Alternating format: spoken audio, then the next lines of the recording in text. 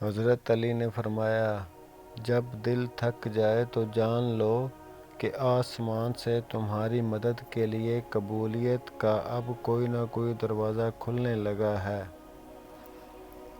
ربنا اغفر لی ولوالدی وللمؤمنین یوم یقوم الحساب۔ اے ہمارے پروردگار، مجھے بخش دے اور میرے ماں باپ کو بھی بخش دے اور دیگر مومنوں کو بھی بخش دے جس دن حساب ہونے لگے۔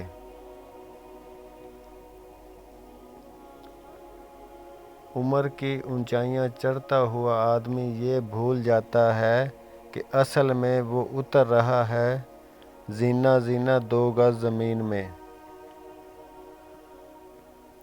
فرمان آخری نبی صلی اللہ علیہ وسلم، ظلم کرنے سے ڈرو کیونکہ ظلم قیامت کا اندھیرا ہے۔